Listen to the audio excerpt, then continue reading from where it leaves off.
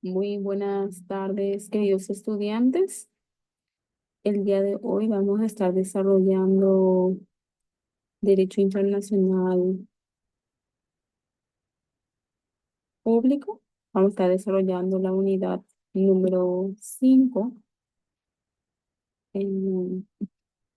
Esperemos que esta clase sea fructífera, que aprendamos un ratito, por favor. Los sujetos del derecho internacional. En el derecho internacional se carecen de instrumentos jurídicos escritos que regulen la subjetividad en la materia. No existen tratados de alcance general, costumbres o principios generales de derecho que establezcan los criterios para determinar la personalidad jurídica internacional de una entidad.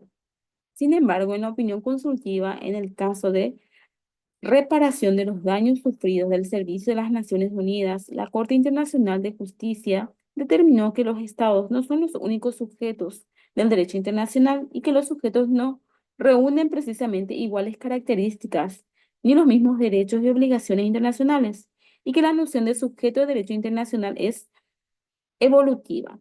La Corte señala: los sujetos de derecho es un sistema jurídico. No son necesariamente idénticos en cuanto a su naturaleza o a la extensión de sus derechos, y su naturaleza depende de las necesidades de la comunidad. El desarrollo del derecho internacional a lo largo de su historia ha sido influenciado por la existencia de la vida internacional y el aumento progresivo de las actividades colectivas de los estados.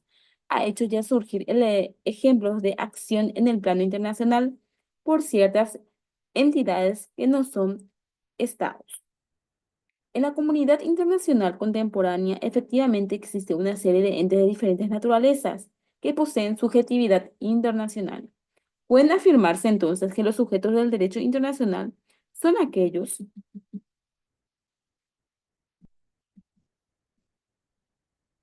titulares de derechos y obligaciones otorgados por normas jurídicas internacionales y que han aumentado los sujetos a través de la evolución de la materia. Son aquellos cuya conducta está prevista directa y efectivamente por el derecho de la gente como contenido de un derecho u- o una obligación. Como se ha mencionado en el capítulo 1, los sujetos deben ser capaces de celebrar tratados o contribuir a la creación de normas internacionales por otros procedimientos técnicos, de ser parte de una relación de responsabilidad y de establecer relaciones diplomáticas con los demás sujetos. En conclusión, los sujetos de derecho internacional son diferentes entre sí, como son diversos los derechos y obligaciones de los que son titulares. La numeración sobre los sujetos que hacen Mariño Méndez abarca al Estado y a los no sujetos del derecho internacional, lo que será un objeto de estudio en capítulos posteriores. Por nuestra parte, partimos de la clasificación referida en el capítulo 1, que incluye como sujeto de derecho del derecho internacional al Estado, sujeto primario, asimismo los órganos internacionales y el individuo, que es y pueden ser sujetos de derechos y obligaciones bajo el derecho internacional, sujetos secundarios. En esta categoría, sui generis se consideran sujetos a la Santa Sede, a la soberanía Orden de Malta y a los territorios en fideicomisos. Además, diversos tratadistas incluyen a los movimientos de liberación nacional, empresas multinacionales y organizaciones no gubernamentales entre los sujetos controvertidos. Muy bien, en esta unidad lo que vamos a tratar de identificar son los sujetos del derecho internacional y como habíamos explicado en la unidad anterior, ¿verdad? Los sujetos internacionales del derecho internacional público son el Estado y otros organismos internacionales, como pueden ser, acá como nos había dado un ejemplo, la Santa Sede, en la ONU, ¿verdad? Que son organismos que tienen sus propios derechos y obligaciones internacionales, ¿verdad? En donde nosotros ratificamos, ¿verdad? Sus tratados o sus convenios. El principal sujeto del derecho internacional es el Estado. Ese es el principal sujeto del derecho internacional, que es el Estado. Aunque a través de la evolución del derecho internacional, ha sido aumentando los sujetos, ¿verdad? El Estado hasta hoy ocupa un lugar privilegiado entre los mismos. Ello es así porque es el único que posee la soberanía, es decir, la plenitud de la competencia susceptible de ser atribuible a un sujeto de derecho internacional. Para Dupuy, Estado y soberanía son indisociables. El Estado se identifica con la soberanía interna e internacional por la legitimidad que le reconoce la población para administrar y es consentida por la comunidad internacional. Sin embargo, algunos tratadistas sostienen que el protagonismo del Estado como actor principal, la esencia internacional, ha sido cuestionada en los últimos tiempos. Pese al crecimiento del número de estados, su protagonismo y exclusivismo anterior se están viendo debilitados como resultado del desarrollo de nuevas fuerzas y actores que fueron mermando su soberanía, funciones, fronteras y relaciones con los ciudadanos.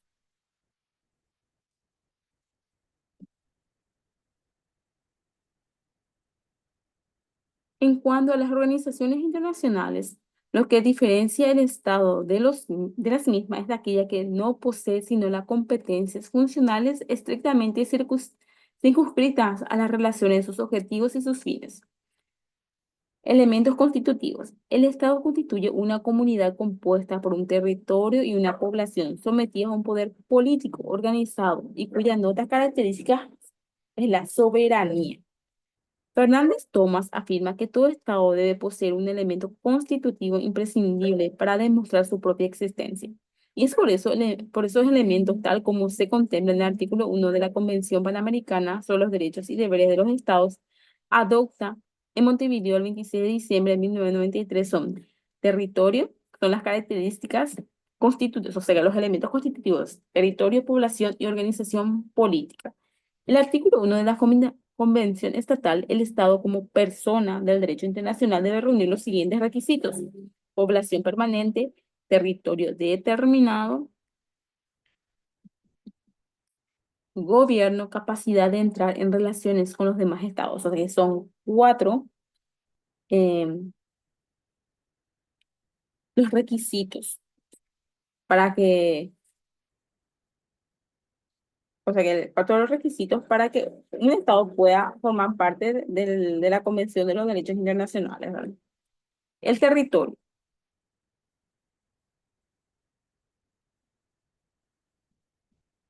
El primer elemento, el territorio, constituye la base espacial, el ámbito geográfico específico para el ejercicio de la competencia estatal. El territorio tiene tres tipos de espacios diferenciados, físico y jurídicamente. El territorio terrestre, incluidas las islas, las aguas, solo que tienen soberanía, las adyacentes, las costas, como por ejemplo el mar territorial o la zona contigua, y el espacio aéreo sobre el territorio terrestre y el mar territorial. Es un elemento característico del Estado, puesto que otros sujetos no lo poseen, como las organizaciones internacionales, que solamente tienen locales situadas en el territorio del Estado con lo que se acuerda al respecto. En el mejor de los casos, según Remiro Broms, con un territorio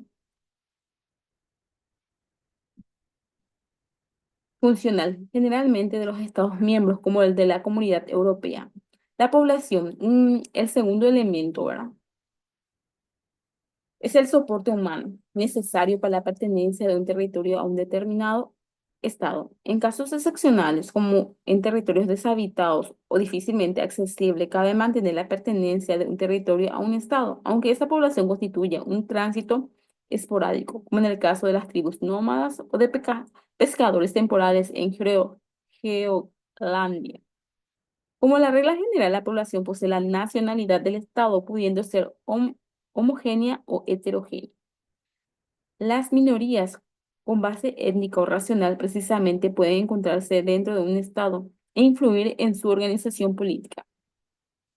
Las mismas deben tener el reconocimiento de su identidad y el respeto de sus derechos.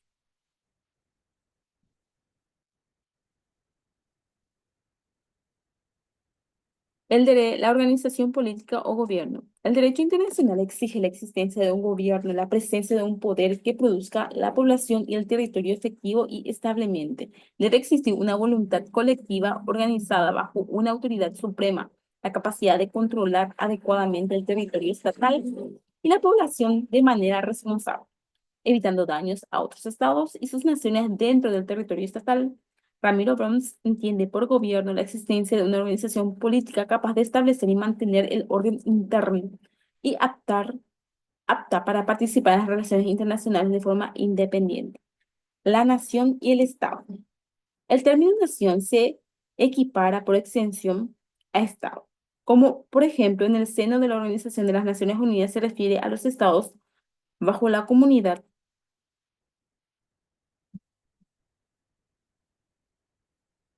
de naciones.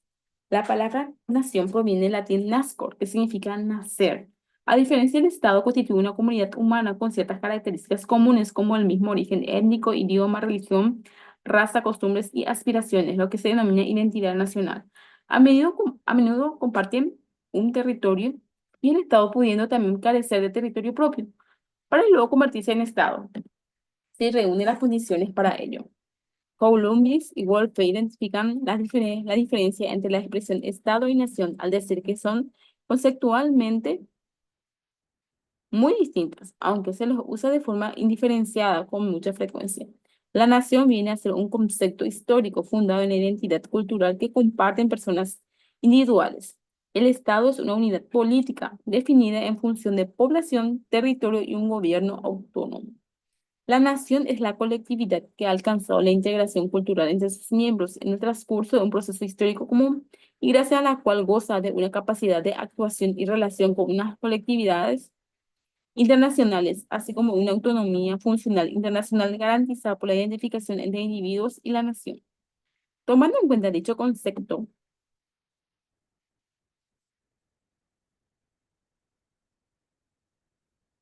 sus elementos principales son grupo social integrado culturalmente, pues constituye un tipo particular de agrupación social debido a que el elemento de vinculación e integración está constituido por la cultura, específicamente la lengua, la religión, la singularidad étnica, la tradición artística y las costumbres sociales, etcétera, experiencia histórica común.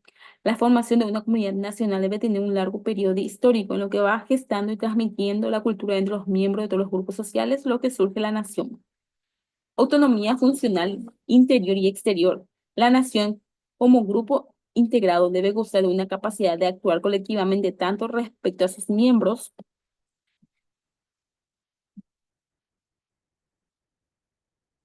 como en relación a otros grupos o actores internacionales. Naturaleza personal. A diferencia de otras formas de agrupación social, alcanzan su estabilidad, integración y capacidad de actuación autónoma por la identificación que suscita en los individuos sobre su realidad personal y la realidad nacional. Esta naturaleza personal propia de la nación le permite subsistir a los cambios estatales territoriales que pueden sufrir a lo largo de la historia.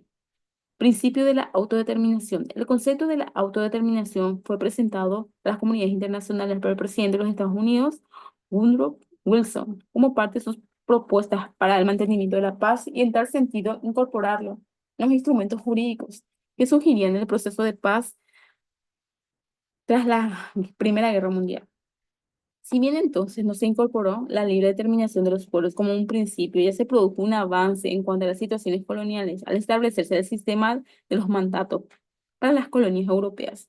Este principio aparece especialmente mencionada en el artículo 1 de la Carta de las Naciones Unidas. Fomentar entre las naciones relaciones de amistad basadas en el respeto al principio de la igualdad y derecho y a la libre determinación de los pueblos y tomar otras medidas adecuadas para fortalecer la paz universal.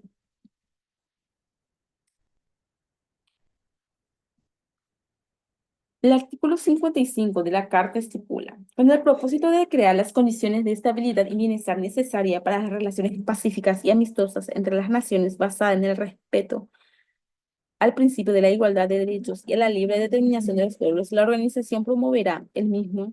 Ha sido reafirmado progresivamente y definido legalmente en todo el sistema de la ONU, y el significado material de la autodeterminación se elabora con mayor detalle en los pactos sobre derechos humanos adoptados en 1966. El artículo 1.2, común al Pacto Internacional de Derechos Civiles, Políticos y el Pacto Internacional de Derechos Económicos, Sociales y Culturales, establece que Para el logro de sus fines, todos los pueblos pueden disponer libremente de sus riquezas y recursos naturales sin perjuicio de las obligaciones que derivan de la cooperación económica internacional basada en el principio de beneficio recíproco, así como el derecho internacional. En ningún, en ningún caso podrá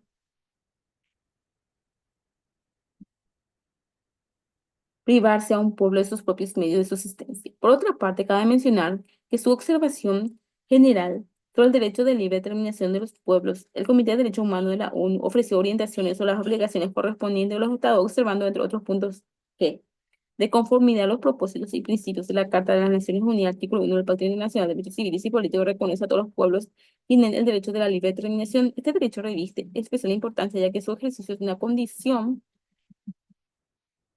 esencial para la eficaz garantía y observancia de los derechos humanos individuales y para la promoción y fortalecimiento de esos derechos.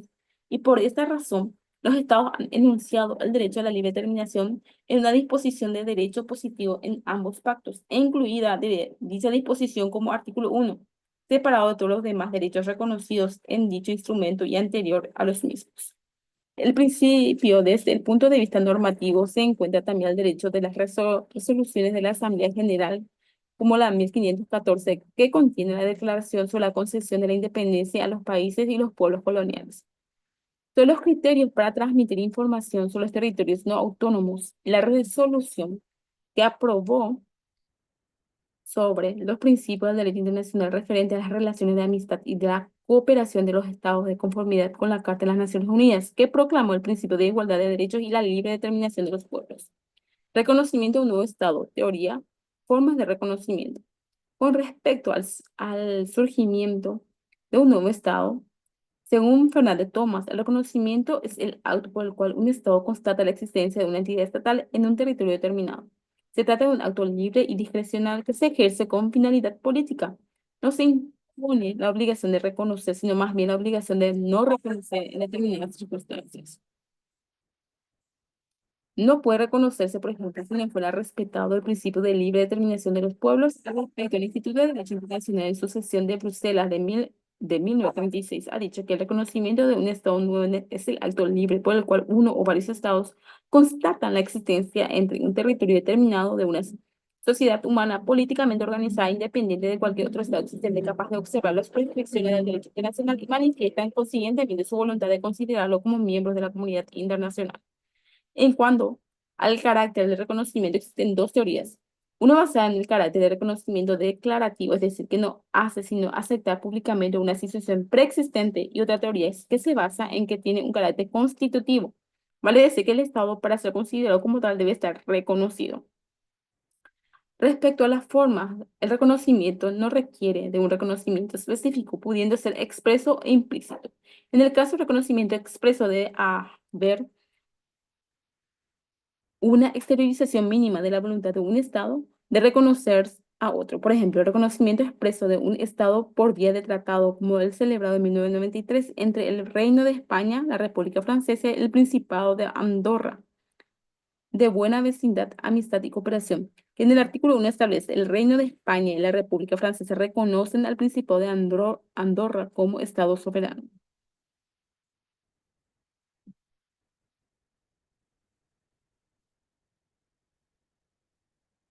La cuestión del reconocimiento implícito o tácito es más compleja, pues existen comportamientos que declaran, demuestran la voluntad del Estado y otros que no. En el caso de la votación en 1991 sobre la admisión de Corea del Norte en las Naciones Unidas, España y otros países, al emitir el voto a favor, reconocieron implícitamente a dicho país.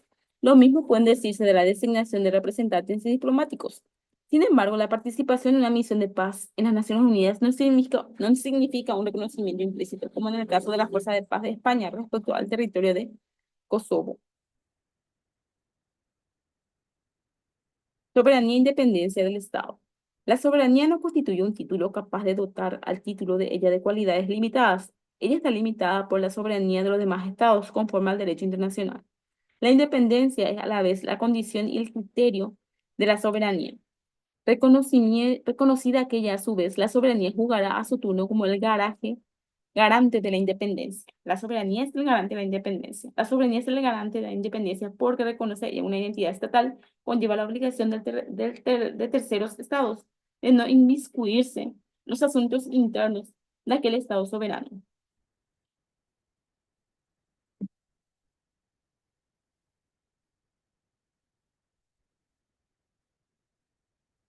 Derechos inherentes. El Estado soberano podrá ejercer el derecho de jurisdicción, es decir, la competencia exclusiva de sus jueces respecto de los delitos y otros hechos jurídicos ocurridos en su territorio, el derecho de legislación o de aplicar sus leyes de manera exclusiva y excluyente sobre todo el territorio nacional a las personas y cosas que se encuentran en él, el derecho de decidir libremente su organización política, lo que implica el derecho de adaptar su constitución nacional, organizar su gobierno, regular su administración pública, el derecho de policía o facultad de aplicar las leyes, incluso coactivamente. El dominio reservado del Estado, modalidades y restricciones de la soberanía. El dominio reservado es el dominio de actividades en el cual el Estado, al no estar ligado por el derecho internacional, goza de una competencia totalmente discrecional y, en consecuencia, no debe soportar ninguna intromisión de las partes de otros estados o de las organizaciones internacionales. La competencia discrecional se define como el poder jurídico que un Estado o un órgano ejerce con la facultad de fundarse sobre motivos dejados por su propia apreciación, facultad de actuar libremente sin que la conducta a seguir se encuentre dictada de antemano por una regla de derecho. Caerse normalmente en la competencia discrecional del Estado, cuestiones sobre la nacionalidad, la inmigración y emigración, el comercio internacional, las tarifas aduaneras, la extradición, entre otras.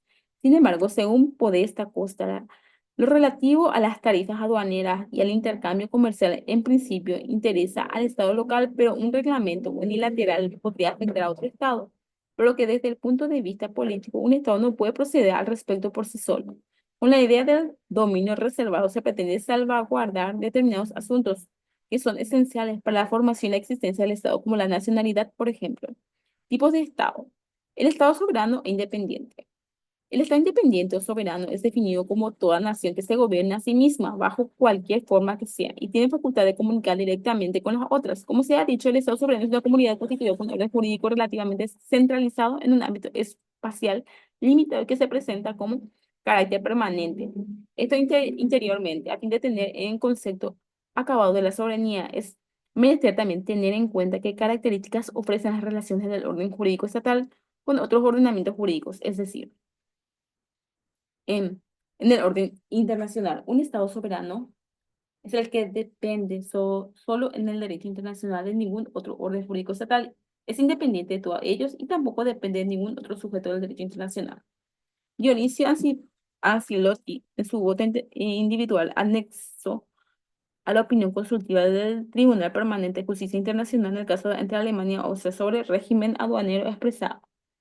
De las observaciones que preceden, resulta que la independencia de Austria prevista por el artículo 88 del tratado no es sino la existencia de Austria dentro de las fronteras fijadas en el Tratado de Saint-Germain, como Estado separado y no sometido a la autoridad de ningún otro Estado o grupo de Estados. La independencia, si entendería, es en el fondo la condición normal de los Estados según el derecho internacional que puede ser calificada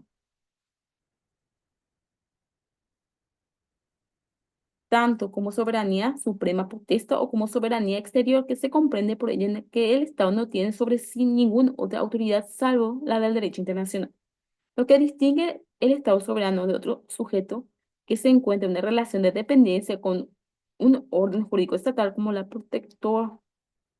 protectorados o los estados basados precisamente que el Estado soberano depende solo directamente del derecho internacional. Los estados dependientes, estados vasallos, protectorados. Los estados soberanos pueden concertar acuerdos con otras personas internacionales, limitando su libertad de actuar, imponiendo sus obligaciones, constituyendo ello precisamente un atributo de la soberanía. También pueden negociar tratados con otro estado, que éste adquiere facultades de participar en el ordenamiento jurídico del primer estado. Por ejemplo, puede designar ciertas autoridades, manejar las relaciones exteriores, fijar disposiciones aduaneras, etc. Al depender su ordenamiento jurídico en cierta medida de otro Estado, deja de ser soberano para transformar en un Estado dependiente, pues su orden jurídico ya no estará sujeto solo al derecho internacional. Los Estados independientes abundaban en otras épocas, en diversidad y número. En la actualidad desaparecieron. Corresponde a esta categoría los estados vasallos y los protectorados. En cuanto a los estados vasallos, ejercían plenamente su soberanía interna, pero no su soberanía externa, ya que sus asuntos externos, como el establecimiento de relaciones diplomáticas, representaciones, acreditaciones ante órganos internacionales de defensa militar, eran manejados por otro estado. La responsabilidad internacional para las relaciones del estado vasallo era asumida por el soberano, y esa sumación acababa con la independencia de aquel que se integraba en la comunidad de naciones como un nuevo Estado soberano. Pueden citarse como ejemplo en el caso del Tíbet, respecto de China a los estados vasallos del Imperio Otomano. La figura de protectorado nos lleva a un supuesto de inspiración colonial que constituye una institución que ha desaparecido, incompatible hoy día en la concepción moderna de independencia en virtud de un tratado. Un Estado, un Estado podía ponerse bajo la protección de otro Estado más fuerte, cediendo el control de sus relaciones exteriores como la conclusión de tratados, la responsabilidad internacional por hechos ilícitos cometidos por las autoridades del Estado, protegido entre otros, manteniendo el manejo del control interno.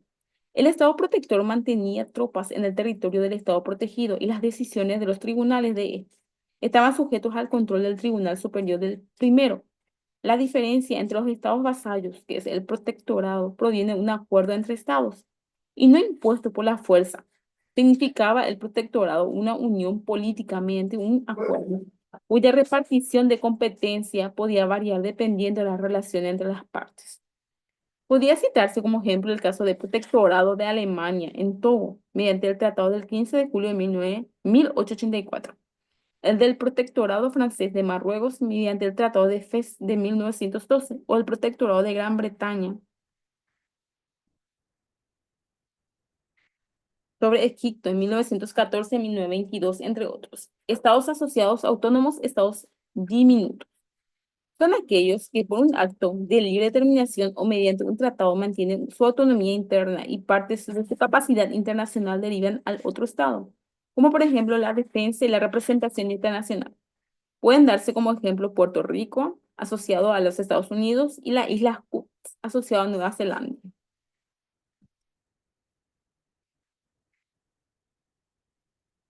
Los estados diminutos son aquellos estados que, cumpliendo el requisito para ser considerados tales, son pequeños en cuanto a su extensión territorial y número de habitantes, y su desarrollo económico está vinculado a acuerdos de cooperación entre otros estados, teniendo mucha dependencia respecto de estados vecinos, especialmente porque no pueden desarrollarse económicamente sin la colaboración de otros estados. Puede citarse al Principado de Mónaco, esta categoría, como también la República de San Marino y Andorra. Estatus internacional de la Santa Sede. La Santa Sede, o sede apostólica, es la autoridad suprema de la Iglesia Católica y tiene al Papa y al Sumo Pontífice como su titular. La Santa Sede es una persona jurídica de derecho internacional que puede en muchos aspectos ser equiparada a un Estado.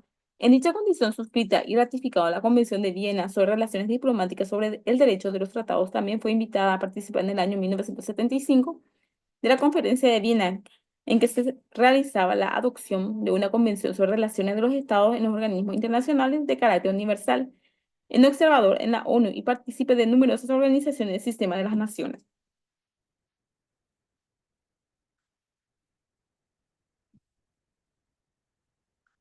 Estatus Internacional de la Soberanía, Orden de Malta. Se trata de una de las más antiguas órdenes religiosas católicas fundada en Jerusalén alrededor del año 1048.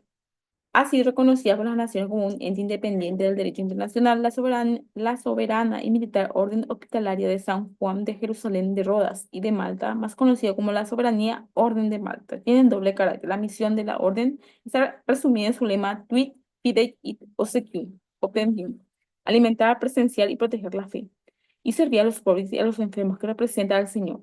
Inspira a San Juan Bautista. El orden fue creado como comunidad monástica por comerciantes amalfitanos que administraban un hospedaje para cuidar y albergar a los peregrinos que iban a Tierra Santa. En los primeros años conquistaron la isla de Rodas, que debía abandonar más tarde en 1522. En 1530 obtuvo de Carlos V en 1530 como feudo de la isla de Malta y Gozo, Trípoli y sus tierras colindaban, tierras que fueron posteriormente perdidas. Después de pérdida de la isla de Malta en 1834, el orden se estableció en Roma, Italia. La orden posee hospitales, centros médicos, residencias para la tercera edad y discapacitados y trabaja en el campo de la asistencia médica y social y la ayuda comunitaria en más de 120 países, apoyado por las relaciones diplomáticas plenas que mantenía actualmente a 104 estados. Con respecto a su ordenamiento jurídico, la vida y actividad de la soberana orden se rige en una carta constitucional y su código. En cuanto a las relaciones de la orden con los demás sujetos del derecho internacional, su personalidad internacional en sus relaciones con los estados se manifiesta de manera diversa, además de mantener relaciones diplomáticas con los estados, posee embajadas y relaciones acreditadas ante países de Europa, Asia, África y América Latina, extendiendo también diplomáticos acreditados ante la soberanía orden. Por otra parte, tiene facultad de celebrar tratados internacionales, a celebrar acuerdos para implementar su labor hospitalaria y asistencial en Camerún y Somalia en 1961 y con Gabón en 1962, entre otros, ver otros acuerdos. Todo esto demuestra que la soberanía orden es destinataria de derechos y obligaciones respecto de otros estados, lo que le da un estatus de sujeto de derecho internacional, aunque se encuentre en cierta dependencia o subordinación con la Iglesia Católica. Tienen el estatus de observador permanente ante las Naciones Unidas y la Comisión de la Unión Europea y ante 17 organizaciones internacionales como la FAO y la UNESCO. Estatus Internacional de Palestina. La Asamblea General de la ONU reconoce a la Palestina en estado observador no miembro de la organización por resolución A6719 aprobada el 29 de noviembre de 2012, que no conlleva la condición de miembro pleno por la cual se requiere la aprobación del Consejo de Seguridad. Con anterioridad, las relaciones palestinas tienen el carácter de observador con las sesiones de la Asamblea General de las Naciones Unidas de 1914, como Organización para la Liberación de Palestina, Estatus Internacional de la Comunidad Británica de Naciones. En una organización cuya principal objetivo es la de la cooperación en el ámbito político y económico, está compuesto por 56 países que comparten los lazos históricos con el Reino Unido desde el año 1950. Su membresía no significa sumisión ante la corona británica. Actualmente se denomina Mancomunidad de Naciones, modalidad y restricciones de soberanía. El condominio, el ordenamiento y la naturalización de un Estado, servidumbres internacionales. El condominio se trata de una institución prácticamente en desuso régimen en virtud del cual dos o más estados deciden compartir sus competencias soberanas sobre un mismo territorio. Esta técnica se ha empleado tradicionalmente por los estados cuando no le era posible ejercer su autoridad de manera exclusiva y como de manera de solucionar o congelar situaciones de conflicto territorial entre ellos pudieron también tener un origen colonial o de carácter fronterizo. Mediante un tratado suscrito entre los estados se establecen facultades distintas y separadas. Se distribuían las competencias entre los mismos o se creaba un órgano administrativo. La soberanía y la personalidad internacional correspondían a la Unión Estados y no a cada estado por separado. En cuanto al arrendamiento, figura jurídica con lo que el Estado cede en tal calidad a otro Estado una parte de su territorio, ya sea para explotación comercial u otro fin, pero conservando el dominio sobre sí mismo. Se cita como, por ejemplo, la base naval de Guantánamo en Cuba con respecto a los Estados Unidos. El Estado naturalizado se define como un estatus jurídico que consiste en la creación de un régimen particular determinado y que se manifiesta en una limitación del Estado neutralizado en cuanto a no iniciar una guerra salvo las defensivas y en no contraer ninguna clase de obligaciones internacionales, lo que puede implicarlo indirectamente una guerra. Constituye el deber que tiene un Estado naturalizado de no participar en una contienda bélica.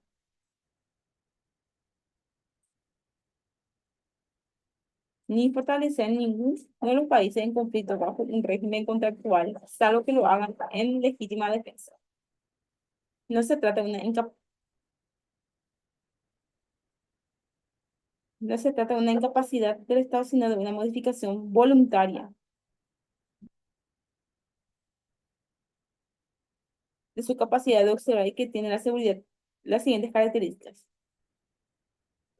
Su creación a través de un acto internacional convencional, la permanencia de tal estatus tanto en tiempo de guerra como en tiempo de paz y la aplicación únicamente del Estado. Puede citarse el caso de Bélgica, que desde su creación en 1830 hasta 1912 fue en un estado de neutralizado, situado a la que renunció en la oportunidad de la Primera Guerra Mundial debidamente a la invasión por Alemania. En la actualidad, solo 3 estados están neutralizados. Suiza, la Ciudad del Vaticano y Austria. El primero fue por el Congreso de Viena, el segundo por el Tratado de Letrán y el tercero por una ley de 1955. Neutralización de un territorio. La neutralización de un territorio no siempre recae sobre la totalidad de este. Ella puede limitarse a una zona determinada o una vía de agua navegable. Muy bien. La jurisdicción sobre Fuerza Armada extranjera. Las Fuerzas Armadas de un Estado pueden encontrarse en el territorio de otro, ya sea con una ocupación en tiempo de guerra o mediante autorización para determinado fin en tiempo de paz. En este último caso, el Estado local no deja de ejercer su soberanía, pero por ciertas razones, esta se limita. La entrada implica la inmunidad de la jurisdicción local en cuanto a las situaciones relacionadas con la disciplina. Sin embargo, los delitos que afecten o se produzcan fuera de los lugares convenidos se encuentran bajo la jurisdicción del Estado local por no ser delitos militantes o por afectar el orden público. Protección internacional de las minorías. Es difícil coincidir una definición de aceptación amplia debido a la diversidad de situaciones en que se desempeñan las minorías. No existe una definición internacional convenida sobre qué grupos constituyen minorías. Muy bien.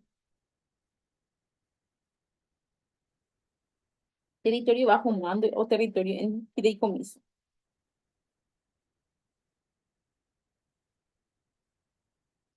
El régimen de los mandatos fue establecido por el Pacto de la Sociedad de las Naciones en 1919 a ser ejercido en interés de la comunidad colocada bajo el mismo con la fiscalización de la Sociedad de las Naciones. Los mandatos eran por un tiempo definido, pero no perpetuo.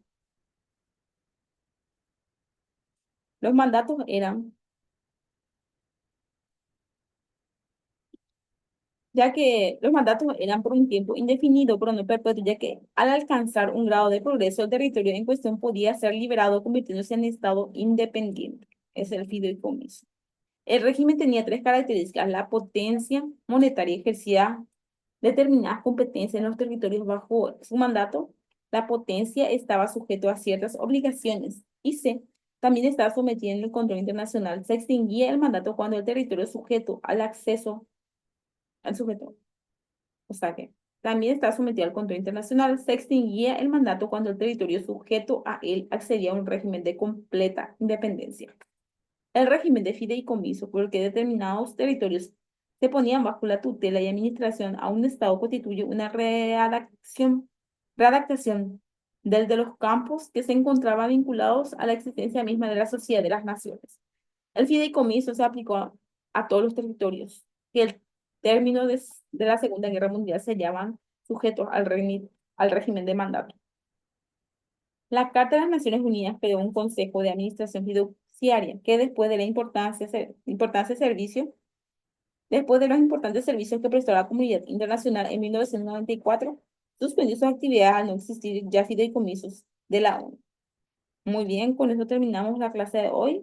El material es un poquitito largo, les recomiendo que vuelvan a leer y explica súper bien. De acuerdo a este material, voy a realizar las tareas para que puedan completar en su tiempo. O sea, que ustedes administran su tiempo y completen las tareas que voy a realizar en la plataforma. Muchísimas gracias por su atención.